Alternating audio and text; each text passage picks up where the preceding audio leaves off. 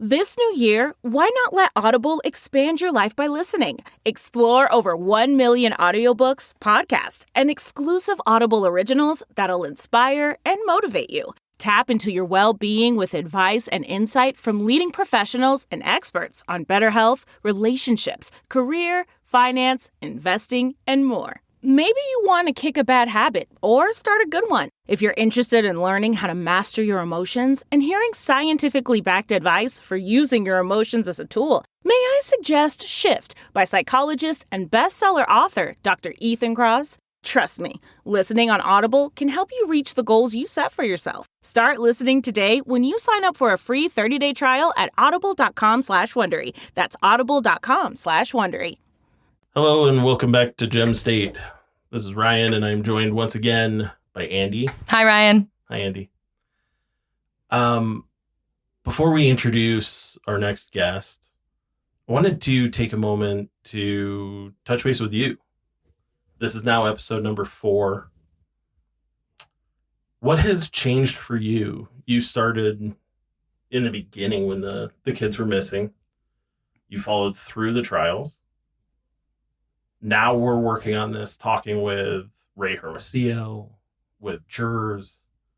What has anything changed for you? Let me start with the things that are still the same. I still am completely disgusted by this crime. That will remain consistent until the day I die. Never once have I had a thought, a wavering thought that they might be innocent or that we got it wrong or anything like that. I say later in this interview with our interviewee that I was really proud of Idaho when all this happened because it felt like we got something right, and we needed a win as Idahoans. As far as things that have changed, I have learned so much about this case that I really thought I knew everything, and I'm just a true crime buff at the end of the day. So I really thought I knew everything, and I simply didn't. I've learned. You'll listen in this interview and hear a couple of things that I don't think a lot of us knew, but also just how much my perception of how crime works in the aftermath has completely changed. And that started with Hermosillo talking about how many people we really owe a thank you to and how well they were able to communicate, which as someone who literally researches true crime for a living, oftentimes what's brought up is how horrible some of these like other industries are about like communicating, or how bad investigations have fallen apart. Totally. Absolutely. Because they want to be the one who solves it or whatever. They're not sharing information or anything like that. My perception of at least how Idaho handled it has completely changed. And I'm more and more proud of how everything went down today than I was when I initially went into this. Yeah. I think I'm probably right there with you. I don't think anything's really changed. I think I know more background than obviously we did before. I think I know more of the ins and outs, having talked to, detectives on the case and jurors on the case now, and understanding a little bit more of like what it was like from their seat. Mm-hmm. Kind of throughout this process. I think it's been a pretty wild ride. I'd like to say I'm glad it's over, but I think we're a long way from it actually being over. There's probably a decade at least worth of appeals left for both of them, certainly for Chad, who's on death row. Yeah, they're going to remain in the news, at least Chad, for a long time. And every time he does, it's going to poke the scar a little bit, I think. You'd like to think that you get the guilty verdict and that's that. But that's the complication of death penalty, right? Is that every time that he gets to appeal, it's just going to open that scar again and poke the wound a little bit more. And not just for the family, but for all of Idaho, because I think we were all completely shocked by this, and mortified. I think that's such a double-edged sword, because on the one hand, yeah, we like this one. Everyone thinks we got this right. Like this is done. They're guilty. But we've really messed up in the past on some death penalty cases, including putting to death the wrong person, who later gets, their conviction overturned after they're dead. So yeah, we need to have these safeguards in place. We need to have these appeals in place. But yeah, I agree. It definitely just kind of picks at the scab a little bit every time. Yeah. And, Lori's lawyers were successful in getting the death penalty off the table. But at the same time, like it almost has this effect now of like, good, throw away the key. Like that's essentially what we're doing, Right. And that almost feels a little safer, even though, I feel a lot of Idahoans like the death penalty and they want to see these people put to death. And I believe that victims deserve that justice if that's what they want. But there's that underlying fact that not a lot of people think about of how much more the family is going to have to go through because he's on death row. Yeah, absolutely. Well, and it's certainly not over for Lori. She's on trial in Arizona. Yeah, she's got a long road ahead of her. Yeah, so this is, unfortunately, it's not over yet, right? Can you give us a little insight? We had the chance to sit down with another juror. We did. His name is Tom Evans. He was juror number 18 in Lori's trial. He wrote a book called Money, Power, and Sex, the Lori Vallow Daybell Trial. I got a chance to go to his book signing. I've read the book. It's fantastic. It's from his perception as a juror. He actually ended up being an alternate. He is so smart and just the second he stepped foot in this trial, once he realized what this was really all about. In fact, I think he mentions like once he realized how much security there was around him, he realized how high profile this case was. He has devoted blood, sweat, and tears to really, really research and do the good work and put it all into book form for us. So any true crime junkie would love the read. He was so easy to talk to and so willing to talk, just like all of our interviewees have been so far. So I really hope that our listeners enjoy this. Definitely. Well, we won't make anyone wait Without anymore. further ado. Yeah, here's Tom.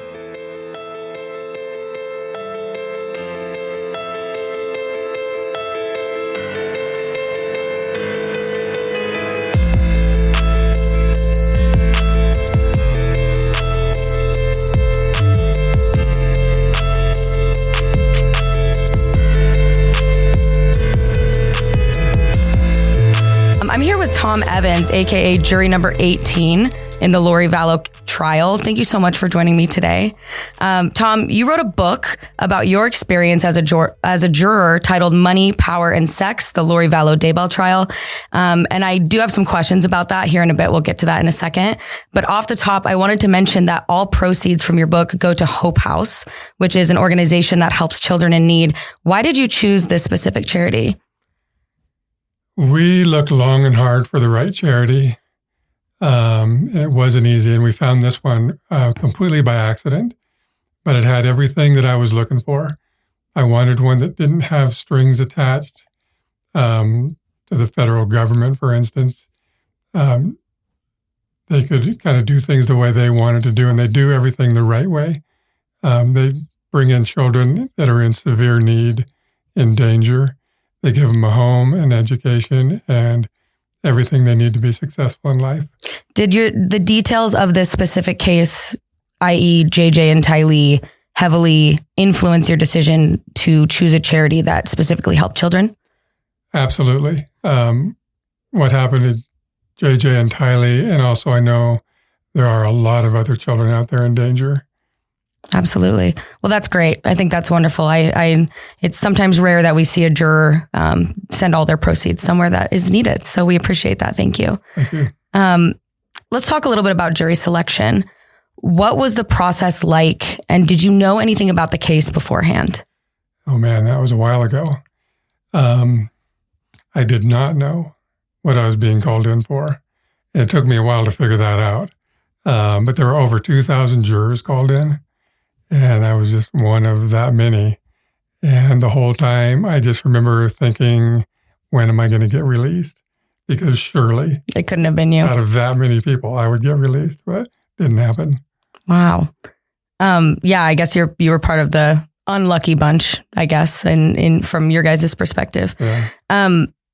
As far as the media exposure goes, so you had not seen any like documentaries or news or anything about the case, is that right? I hadn't paid attention to anything. I knew who she was. I knew I knew her children had been murdered. But that was about it. Okay. So how did your perception of Lori Vallow change from the beginning of the trial to the end of the trial? Oh man, that's kind of a hard question. Yeah, that's a hard one. Obviously, about halfway through the trial, I felt like she was guilty. Sitting there trying to be objective, I felt like the prosecution had proven to me that she was guilty. So it changed in that regard. I mean, I went in trying to be objective. It's hard. You're supposed to do that as a juror, but if you're honest, you have opinions going in. Sure. But yeah. Interesting. Let's talk a little bit about your book. Okay. I did give it a read. It was excellent. 5 stars. How you mentioned in your book that you guys were actually being chased by the media quite frequently. How did you guys react in that instance? And did that affect like your sense of safety during the trial? I think by the time that happened, it actually didn't happen often. It happened a couple of times. There was one time when our van was being followed by somebody in the media, and it was more of an opportunity to laugh, a lighthearted moment than anything. Our driver of the van turned the wrong way on a one-way road, and he was paying more attention, I think, to the car behind him than he was to where he was going. Interesting. But early on in the trial, I wasn't sure. I didn't know why we were being so isolated and protected. And I didn't know if that was because we were in danger or what. I knew that people had been murdered in this case. I didn't know who the players were. I didn't know who Alex was. I didn't know who Larry was. I didn't know who any of these people were. So in the beginning, I was a little bit leery, a little bit careful. Sure. In your book, you mentioned the emotional toll of hearing the evidence in court. Can you elaborate on how the process of writing your book helped you cope with the trauma of being part of such a difficult trial? Yeah. It was writing the book and I guess in the process of writing the book, the people that I got to know. It started out with going through the trial and seeing the court system work in a way that made me proud, and seeing all the players, the police and everybody involved in the case, the families. Obviously I wasn't able to talk to them or get to know them during that time. But then after that trial was over, and when I did get to know people doing my research, I interviewed Ray Hermosillo and a lot of the other police, prosecution, members of the family, and they were so open to talking to me and so just welcoming. I remember when I first met Kay and Larry, they pulled me in and gave me a big hug. And they're amazing people. They really are. And they've become really good friends. That's good. How did your relationship with fellow jurors evolve, especially given the intense nature of the trial? Yeah, so we couldn't talk about the trial during the trial, even with each other. So that made it kind of hard. But we were all stuffed into a room that's about the size of this room. And I know your listeners can't see this room, but it's small. Mm-hmm. And there was 18 of us in there. And we did talk a lot, about family or whatever. But I built relationships, like close relationships with 2 or 3, 2 in particular, and, 3 or 4 in total, I guess, that have become really good friends. That's awesome. That's good to hear. The title of your book, Money, Power, and Sex, based off a statement made during the trial, but mainly during opening statements. Can you please explain how each of these factors, money, power, and sex, specifically shaped the dynamics between Lori, Chad, and the events that led to the crime? Okay. So money. Lori had taken the insurance money, or she tried to get the insurance money from the death of Charles. But Charles, shortly before he died, changed the beneficiary of that from Lori to his sister, Kay. So she didn't get any of that money, but she did take the money that was meant for Tylee and JJ, their Social Security money. She took that for herself after they had been murdered. Mm-hmm. So that's where the money comes in. Power, that's a little bit more vague, but I think in a religious sense, Lori and Chad were both looking for power. They wanted followers. That was their whole thing, trying to get people to follow them at the time of the second coming of Christ. Sex, the relationship between Chad and Lori, they were both married when they met each other, married to other people, and they started a sexual relationship right away. So that's where that comes in. I'm wondering now, like when after they made that opening statement, were you kind of looking for ways during that trial to like tick off those boxes of like, oh, there's the sex, there's the money, there's the power? Is that kind of like what your thought process was? Kind of, but really, as soon as the case started, it was so convoluted and so hard to follow. As a juror, I just sat there really trying to comprehend everything that I was being confronted with. Yeah. And, that I was expected to understand. And I felt like I was behind the curve most of the time. Mm-hmm. So I was mostly not worried about what it was. I was just trying to keep up with it. Yeah, I bet. That actually leads into my next question. I was going to ask how did the jury navigate the complex religious beliefs, such as like dark energy and zombies? That was the more bizarre aspect of the whole thing. And there's no way to understand it, right? I mean, it's just all a bunch of made up stuff that came out of Chad's head. So there was no real way to follow that Sure. part of it. Did these specific beliefs impact your deliberations on like Vallow's state of mind? Yes. The defense wasn't able to use insanity. Right. That's been off the table, I think, since the 80s in Idaho. Yeah. And they weren't even able to bring it up, the idea that she might be insane. But so the question was still in my mind, like, is this lady crazy or is she not crazy?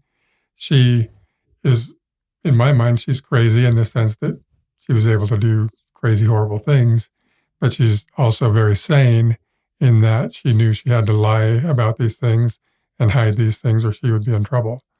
So not crazy like you think of the crazy person out on the street ranting. Mm-hmm. Not crazy in that way, but definitely there's some insanity there. There has to be. Absolutely. I completely agree. What was the most emotionally difficult piece of evidence presented during the trial? Yeah, that was the murder and the exhumation of Tylee and JJ and of Tammy. Those were hard times, and it didn't seem like it was ever going to end when we were going through that. The jury was shown pictures of the bodies, of the remains of all three of those victims. And yeah, that was something that'll never leave me. I agree. I was there the day that they showed Tylee and JJ's autopsy photos. And I stand by it when I say I'm not the same person I was. Yeah. Someone else here at CBS, Ryan, was telling us that he knows reporters that are no longer reporters after they witnessed that. So I'm surprised. Yeah, kudos to you to be able to. And the jury was shown even more pictures than the public got to see. They would turn. Hey everybody, it's Nicole Byer here with some hot takes from Wayfair. A cozy corduroy sectional from Wayfair? Yeah, that's a hot take. Go on and add it to your cart and take it. A pink glam nightstand from Wayfair? Scalding hot take. Take it before I do. A mid-century modern cabinet from Wayfair that doubles as a wine bar? Do I have to say it? It's a hot take. Get it at wayfair.com and enjoy that free shipping too. Wayfair, every style, every home. And monitors where nobody else could see, and then. So the defense argued that Lori was, quote, misunderstood and influenced by Chad Daybell. how convincing did the jury find that argument that she was a victim of Chad's manipulation? And how did that factor into the final verdict? Well, I wasn't part of the deliberations because I ended up being an alternate. Mm-hmm. But I don't think it factored in one bit, and it had zero influence on me. Interesting. Yeah, I think I would have swayed that same way, just because she seemed, I guess just because of the way she acted in court, which actually brings me to my next question. What surprised you the most about Lori's demeanor throughout the trial? Oh, man, it was just bizarre. She was arrogant, I think. I don't know if that surprised me the most, but that impressed me the most. She was just arrogant, seemed to have no consideration whatsoever for anybody, the family members, everybody who was there, the police. She just had this air about her. She would smirk and laugh occasionally over things that weren't laughable, Right. smirkable, I guess, but she just was weird. And I guess the more you look into her belief system, where she looked at herself as a goddess, essentially, you can kind of see how that correlates. And this is actually interesting. I think I spoke to you about this at your book signing, but you guys, the jury was out of the room during a portion of when I was there, where she kind of had a meltdown, and the judge wouldn't let you guys come back in during that time because he obviously didn't want you guys to see it. I think that they ended up giving her something like a medication or something to calm her down. And then later that day, she fell asleep in court. That was the day that they showed the autopsy photos. Oh, yeah. Yeah. So we sat in our jury room a lot. That day. Yeah. That was it was a hard day for everyone, but I think she really tried to make it look like it was a hard day for her as well, which really ticked off everyone who was in the courtroom that day. So I didn't know that she had fallen asleep. I just remember looking at her during that time because I was really honestly pissed off at her after looking at those photos. And she had her head turned down to the left or to the right. I can't remember. But anyway, as far as she could turn it away from the jury, kind of looking down at the floor. Yeah. For like an hour. Yeah. I think it was a little bit later in the day that she actually fell asleep because, like I said, she was really having a almost like a mental breakdown, it seemed, whether it was performative or not, your guess is as good as mine. But I think they ended up giving her something to calm her down. And later in the day, she ended up passing out in court. It was astonishing to me. But do you believe that there were moments when the defense could have changed the jury's mind? I think they had some opportunities to make some points, maybe that they didn't take advantage of, but change our minds, no. They didn't have a chance, and I think they knew it. I think they, getting the death penalty off the table before the trial started, I think was their victory. Mm-hmm. And I think they knew that. That's just what I was about to ask, if you believed that they almost felt like their job was kind of done by the time they even went to trial. I do, and Lori tied their hands. She wouldn't allow them to use Chad in any of their defense. So their hands were tied by that, and they were tied by Judge Boyce a lot. So they really didn't have a lot they could do. Were there any specific moments during the trial that made you, even for a second, reconsider your thoughts about it? I made myself do that. I went through a mental process. Every time the defense would bring something up, I would question that. And even every time the prosecution would bring something up, I would question that, trying to be objective. But none of it held water. None of it resulted in me changing any part of my mind. That's good. I'm glad to hear you say that, because I truly believe that that's what a good juror does, right? That's what they ask of you. Were you at the sentencing? Yes. You were. How do you think the verdict has affected your perspective on justice and your personal beliefs about the legal system? The whole process changed my feelings, my thoughts about it. Like, I've seen so much go on in the news lately, since COVID, seeing all the disruption in the cities, seeing people who should have been in jail released and go on to commit crimes. And it felt to me like the whole system was falling apart. But sitting through this trial in Idaho made me proud of what I saw. Yeah, me too. I I think we got the best possible outcome from these 2 trials that we could ever hope for. And it made me proud to be an Idahoan. Me too. And I just felt like I saw the system work the way it was meant to work. And I was really happy to. I want to go back for a second. You said that Lori's lawyer's hands were tied because she wouldn't let them use Chad in their defense strategy. Can you elaborate a little bit more on that and how you found out about that? How did I find out about that? The defense attorneys would not allow me to interview them. But I did have a short conversation with Jim Archibald. Both of those guys were awesome. They were very kind. They are. They're great lawyers. I've seen their work in other cases. Right. Looking at their background after the fact, I learned, they have a pretty impressive background. Both of them do. Super nice guys. But I don't think it was them that told me that. And honestly, I can't remember who told me that. But Lori would not let them use Chad in her defense. She was adamant about that. I think I got that from Lauren Mathias. Interesting. You know who she is from Hidden True Crime? Yeah. I hadn't heard that before. I mean, I kind of guessed because they obviously respected her wishes. I think there were a couple of times that I heard that they kind of tried to tiptoe around that idea. But yeah, I had never actually heard that stated before. Yeah, so that's fascinating. I actually saw her show anger toward them when they did start to tiptoe around it and try to edge that way. She put a stop to it right away. Interesting. And there were a couple of moments in Chad's trial where they totally threw Lori under the bus. So, but that was their whole idea. I think. Right. Well, I think Pryor had a couple ideas of ways to go with that, but one of them was to throw Lori under the bus. He did his best to do that. Yeah, absolutely. Yeah. Didn't hold much weight, I guess. No. Back to sentencing. Lori's final words, and I guess her only words. What did you think of that? So that was the first time I'd ever heard her speak in person. And I, like everybody, I was shocked and just really taken aback by the whole thing, everything she said. It caused a lot of thought. I've thought a lot about that since.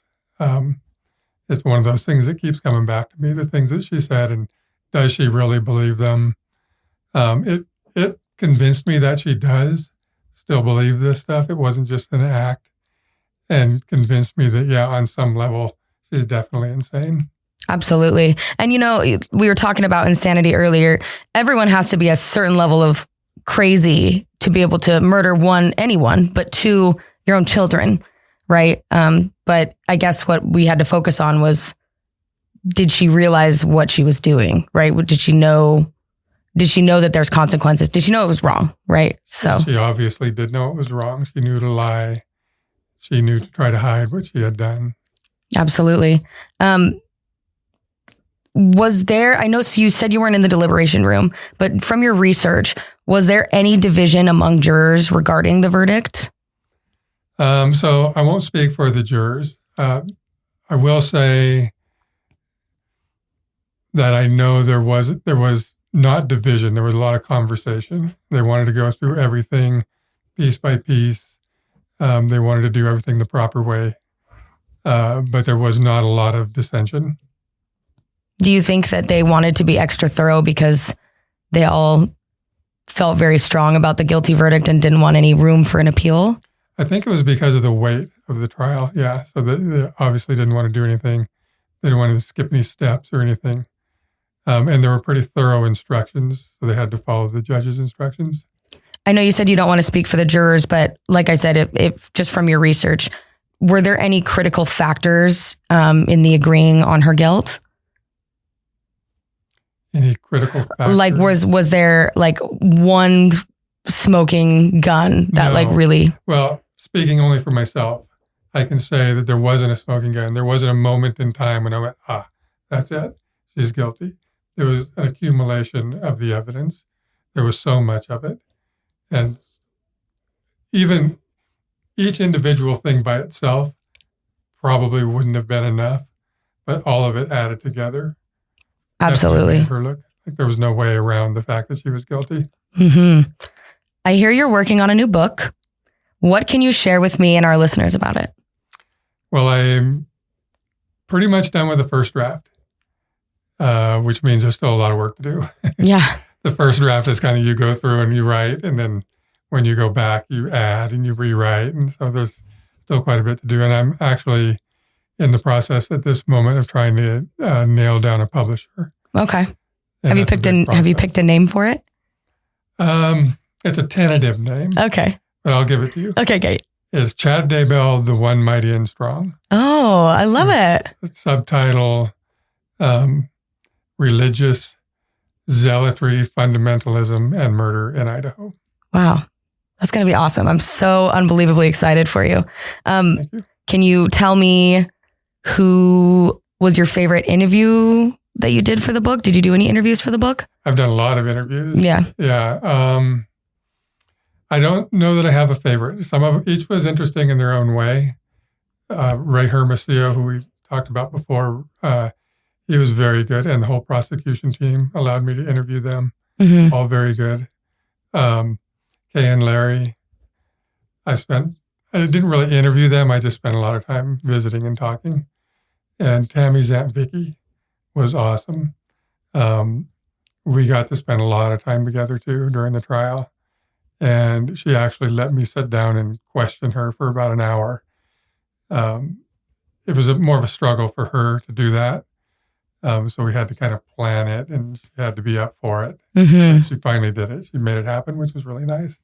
And I got a lot of really good information about Tammy. Wow. So not any particular favorites, but a lot of really Well, good. you got a lot of really good ones. I was going to say that really is, that overwhelms me with joy for you. I think that you're on the right path.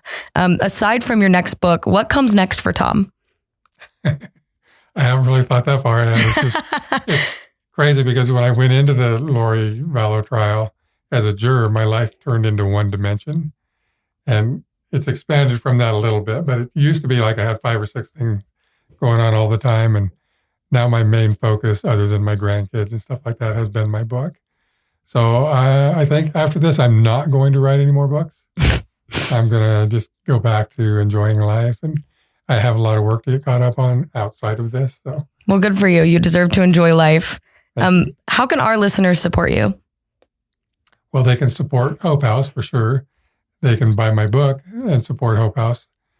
They can go to Hope House's website, tohome2comehome2.com, and donate money or volunteer through that website. Yeah, that's my main thing. Well, you also have a website, tomevansauthor.com. Thank you. Yes, I do. Our listeners can read more about you there. Yeah. And your book, Money, Power, and Sex, is available on your website and as well as on Amazon, right? That's right. So if you order the book and read it, please leave Tom a good review. Yeah. I think that would be very helpful. I will be doing that tonight. Is there anything you'd like to add to our sit down or anything you'd like our listeners to hear? You know, just that it's been a life-changing experience for me. I've had a pretty solid life. I mean, I don't know. I have always had a lot going on in my life. This was an unexpected thing that kind of took my life over. Writing the book turned into something that I felt like I had to do. It wasn't necessarily something that I wanted to do. But once I determined to do it, then I was kind of excited about the challenge. I'm not probably the best author in the world, and I don't expect anybody to say that I am. Hopefully it's readable. Hopefully it's interesting. It's very readable and it's very interesting. Thank you. Tom, thank you so much for sitting down with me. This has been such a delight to pick your brain. I'm a big fan of your book. It's awesome. I got to get it signed. I think we pretty much touched on everything that I wanted to talk about. So thank you so much for being here. Thank you, Andy.